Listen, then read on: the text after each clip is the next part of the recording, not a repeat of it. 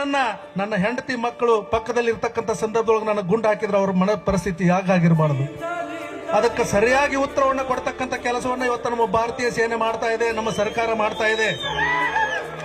ಮಸೂದ್ ಅಜರ್ ಅಂತಕ್ಕಂಥ ವ್ಯಕ್ತಿ ಇಂಥ ಕೃತ್ಯವನ್ನು ಮಾಡಿ ಸಾಕಷ್ಟು ಜನರ ಪ್ರಾಣವನ್ನು ತೆಗೆದುಕೊಂಡಿದ್ದಾರೆ.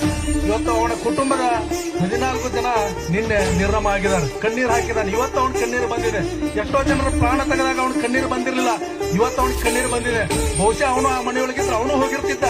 ದೇವರು ಅವನನ್ನ ಯಾಕೆ ಉಳಿಸಿದಾನಂತಂದ್ರೆ ನಮ್ಮ ಕುಟುಂಬದವ್ರನ್ನ ಕಳ್ಕೊಂಡಾಗ ಎಷ್ಟು ನೋವಾಗತ್ತಂತಕ್ಕಂಥದ್ದು ನಿಮಗೆ ಅರಿವಾಗ್ಲಿ ಅಂತ ದೇವರು ಅವನು ಉಳಿಸಿದ್ದಾನೆ.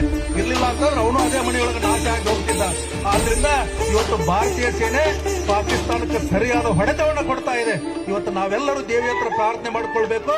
ನಾವೆಲ್ಲರೂ ಒಟ್ಟಾಗಿ ಒಂದೇ ಧ್ವನಿಯಲ್ಲಿ ನಾವೆಲ್ಲ ಪ್ರಾರ್ಥನೆ ಮಾಡೋಣ. ಏನು ಅಂತಂದ್ರೆ ಇವತ್ತು ಪಾಕಿಸ್ತಾನಕ್ಕೆ ಸರಿಯಾಗಿ ಉತ್ತರವನ್ನು ಕೊಡ್ತಕ್ಕಂಥ ನಮ್ಮ ಸರ್ಕಾರಕ್ಕೆ ಹಾಗೂ ಪಾಕಿಸ್ತಾನಕ್ಕೆ ಸರಿಯಾಗಿ ಬೆಂಡೆತ್ತಕ್ಕಂಥ ಭಯೋತ್ಪಾದಕರನ್ನ ನಿರ್ನಾಮ ಮಾಡತಕ್ಕಂಥ ಪಣ ತೊಟ್ಟತಕ್ಕಂಥ ಸೇನೆಗೆ ಆ ತಾಯಿ ರಕ್ಷಣೆಯನ್ನ ನೀಡಲಿ, ಯಾವುದೇ ಜೀವ ಹಾನಿ ಆಗದ ರೀತಿಯೊಳಗೆ ಆಶೀರ್ವಾದವನ್ನು ಮಾಡಲಿ ಅಂತೇಳಿ ನಾವು ಎಲ್ಲರೂ ಕೂಡಿ ತಾಯಿ ಹತ್ರ ಪ್ರಾರ್ಥನೆಯನ್ನು ಮಾಡಿ ಎಲ್ಲರಿಗೂ ಒಳ್ಳೆಯದಾಗಲಿ ಅಂತ ಹೇಳ್ಕೊಂಡು ನನ್ನ ಮಾತನ್ನು ಮುಗಿಸ್ತಾ ಇದ್ದೇನೆ. ಧನ್ಯವಾದ.